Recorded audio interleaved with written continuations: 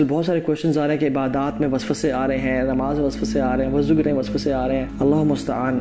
شیاطین نے نا یہ اللہ اکبر جو دور ہے نا، یہ شیاطین نے اٹیک کر دیا لوگوں پہ واللہ، because of the access of internet, music, سنز. کیونکہ جتنا یہ انٹرنیٹ وغیرہ گھروں میں آیا ہے، گناہ بڑھ گئے ہیں، میوزک بڑھ گئے. ہر گھر میں اب کانسرٹ ہو رہا ہے، ہر گھر ہر گاڑی میں میوزک چل رہا ہے، کیونکہ میوزک از دا اذان آف شیطان. ٹھیک ہے، تو اس سے بچنا چاہیے ہمیں. تو اس وجہ سے نا پھر گھر میں مطلب خرافات ٹی وی چینل ہر گھر میں ہیں، تو کیوں نہ پھر شیاطین اٹیک کریں اور لوگوں کی زندگی کو ڈسٹرب کریں. نماز میں وسوسے کیوں نہ آئے، وضو میں وسوسے کیوں نہ آئے، ہماری زندگی پریشانیوں سے کیوں نہ گھر جائے جب ہم نے ان فتنوں کو اپنے گھر میں رکھا ہوا ہے. I'm not saying کہ موبائل حرام ہے، ٹی وی حرام ہے، اس پہ نیوز دیکھ سکتے ہیں، کچھ ضروری چیز دیکھ سکتے ہیں، لیکن ہر وقت ہی چل رہا ہے، اس میں میوزک چل رہا ہے اور گھر میں بے برکتی.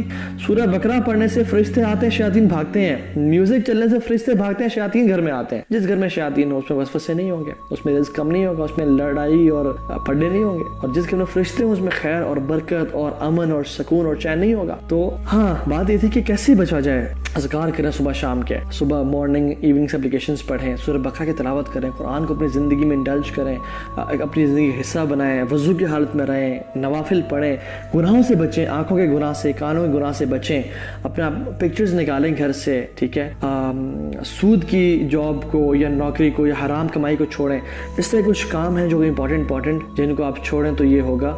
باقی رات کو سونے سے پہلے بستر جھاڑیں بسم اللہ پڑھ کے، اللہ کے نبی کی سنتوں کو زندہ کریں. دس ان شارٹ، اللہ کی سنتوں کو زندہ کریں، گھر سے شیاطین نکل جائیں گے. لیکن اگر سنتیں نہیں ہوں گی اور گھر میں ٹام کروز کی اور بریڈ پٹ کی اور ان لوگوں کی سنتوں پہ عمل ہو رہا ہوگا تو پھر تو گھر میں شیاطین ہی آئیں گے نا، پھر تو فرشتے نہیں آئیں گے. کون سی رکعت آپ نماز پڑھتے ہوئے بھول جاتے ہیں؟ اگر نماز پڑھتے ہوئے بھول جاتے ہیں کوشش کریں کہ آپ کنسنٹریشن کے ساتھ پڑھیں، اور اگر بھول گئے ہیں تو آپ کا غالب یقین کس کی طرف جا رہا ہے کہ آپ نے 4 پوری پڑھ لی تھیں یا 5ویں پڑھ لی ہے یا ابھی 3 پڑھی ہوئی ہیں. تو اگر آپ کو یقین ہے کہ میں نے 3 پڑھی ہیں اور 4تھی پھر پڑھ لیں. اگر آپ کو آپ شاید 4تھی پڑھ لی ہے تو پھر سلام پھیر دیں، اور اگر آپ کو شک ہے کہ میں نے لگتا ہے تھوڑا سا گڑبڑ کر دیا تو سجدہ صاف کر لیں انشاءاللہ تعالیٰ.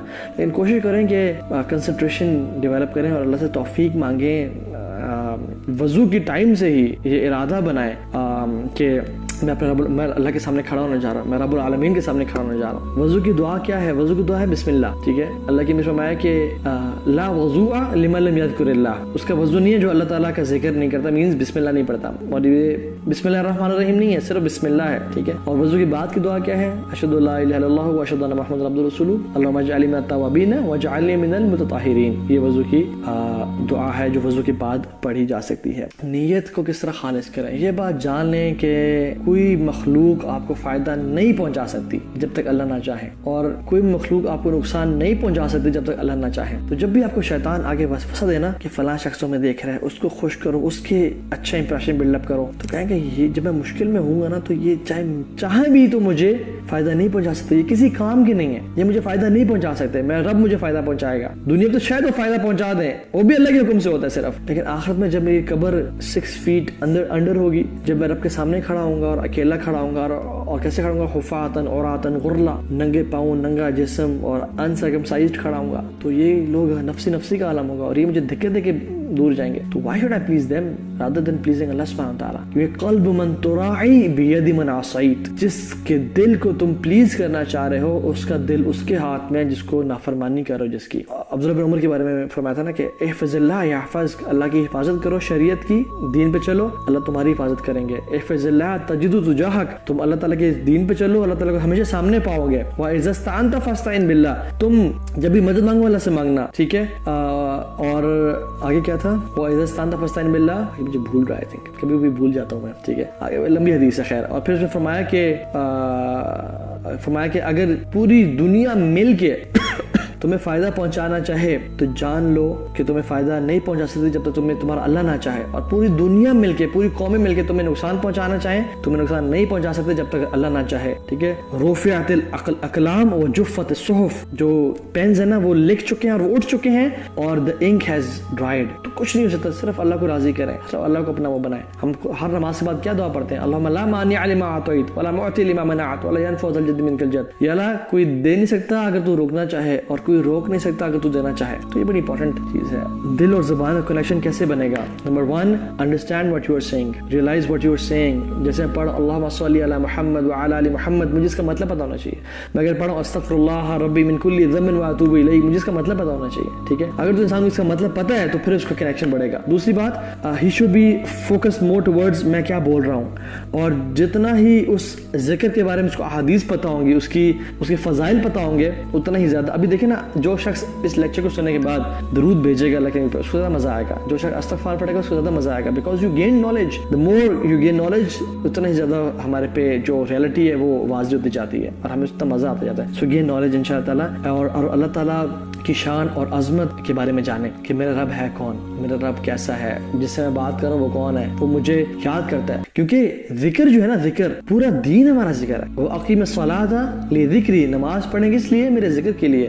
انا نحن نزلنا الذکر وانا له لحافظون, ہم نے اس ذکر کو نازل کیا اور ہم اس کے محافظ ہیں. ذکر مینز وحی, قرآن و حدیث سب ذکر ہے. حالانکہ میں نے کہا کہ جب بھی تم جنت کے باغیچوں میں سے گزرو تو ڈو رائپ اٹس فروٹس, ان میں کچھ کھا کے نکلا کرو. تو رسول اللہ وہ کون سی جنت کے باغیچے کیا ہیں؟ تو نے کہا کہ ذکر کی محفلیں. اور ذکر کی محفلیں کون سی ہیں؟ جس میں اللہ کی کتاب پڑھائی جا رہے ہو, نبی صلی اللہ علیہ وسلم کا کوئی حدیث پڑھائی جا رہی ہو, لوگ انڈیویجولی بیٹھ کے ذکر کر رہے ہو. کیونکہ اجتماعی ذکر کرنا اور وہ اللہ والا ذکر اور ضربیں لگانا, یہ کسی بھی حدیث اور روایت ثابت نہیں ہے. اجتماعی ذکر کٹھے مل کے کرنا یہ ثابت نہیں ہے. ٹھیک ہے, اللہ تعالیٰ ہمیں اس بدعت سے بچائے. اور لیکن ذکر کیا ہے؟ آپ مسجد گئے, آپ نے تحیۃ المسجد پڑھی, سب لوگ بیٹھے ہیں, آپ بھی بیٹھ گئے, اقامت کا انتظار کر رہے ہیں, ہر بندہ اپنی دعا مانگ رہا ہے, ہر بندہ ذکر کر رہا ہے اللہ تعالیٰ سے, اللہ تعالیٰ کی حمد و ثنا بیان کر رہا ہے. دس از ذکر فلاح سبحانہ و تعالیٰ, دس از اٹ, جو کہ جنت کے باغیچے ہیں.